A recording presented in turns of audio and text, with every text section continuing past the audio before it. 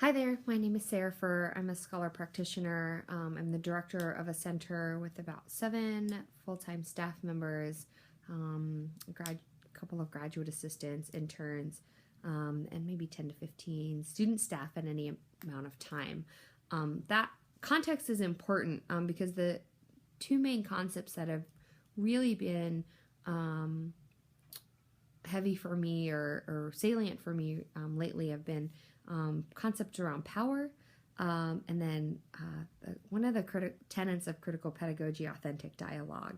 And I've been thinking about power in a really non-traditional sense. You know, as a woman of color, I hold identities that don't often have access to the conversation, don't often hold positions of power. I'm at a predominantly white, historically white institution that still does not have many women of color in positions of leadership, and that's just always really a heightened sense of awareness for me. And so to be a director in a center at in this sort of space is, I think, really important because I find myself really in spaces now where I do have voice, where I do have power. Maybe not to the sort of depth systemically, but within my institution and organization. And I've really been thinking about how I use that power, how I harness that power, how I really advocate for staff, largely, students certainly, but I feel I'm in an institution that does a really great job advocating for students, and particularly those with marginalized identities. But for staff, it's not always present. And so one of the things that I've been really thoughtful about is authentic dialogue. And it's something that I value, obviously, talking about critical pedagogy and how that informs my work. And one of the things that people often talk about is how do we create those spaces? What are the ways in which we do that? And I feel like I've been really lucky to sort of stumble upon a great tool that has really informed the way in which I work with my entire staff, including graduate interns that might be visiting for a short period of time, as well as our graduate assistants. And that is sort of utilizing text to inform a long-term sort of sustained discussion and dialogue with one another.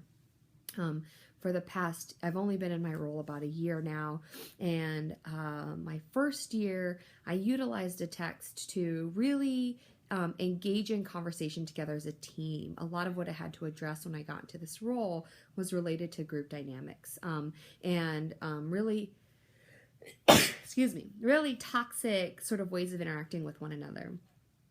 And then I was the new person coming in as a director. And I really wanted folks to sort of have a sense of who I was as a leader, but I also wanted us to get more comfortable engaging in conversation with one another, challenging one another, particularly in our dominance when that shows up at work, and really rewrite the way in which we engage, communicate, provide feedback, and stay with one another on this journey. And so I saw some great success in that first quarter of utilizing a text. But what I really saw was that I did a lot of the challenging, I did a lot of the pushing, and every single person was open and willing and present during those challenges, but they didn't often come across from one another. So coordinators, assistant directors, often I would do the challenge and push, people would respond, you know, and we'd have great authentic dialogue, but sometimes it felt very one-sided, and I noticed that from my first year. And so in this year, we've selected a new book, and I really challenged everyone to sort of take on this role in figuring out what are they willing to do to sort of be on this journey together, to be on a social justice journey with one another. And I really tried to help sort of frame my own perspective around how this use of authentic dialogue can really help us be full people at work, when there are so many different messages about how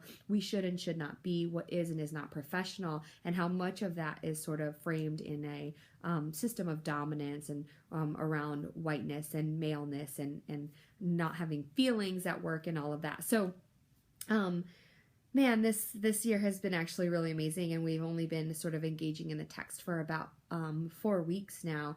And there's the joke now is with my staff is whether or not I'm going to make them cry every week. And one of the things that I've really realized is that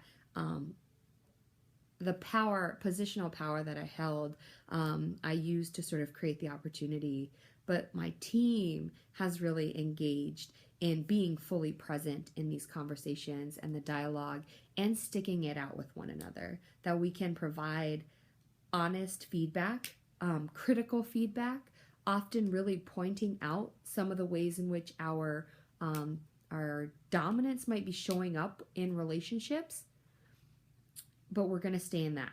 We will stay together. We'll stay in that together. So that has been really powerful for me, to really think about the ways in which I utilize my power and my voice in the spaces in which I have the opportunity to do so with staff. So that is one way in which I have sort of been able to infuse critical pedagogy more recently, considering I don't run programs necessarily, and so the ways in which I used to infuse critical pedagogy in curriculum and trainings are not easily accessible to me now, but they are in the ways in which I sort of create spaces for my staff and for us to engage and be present as a team.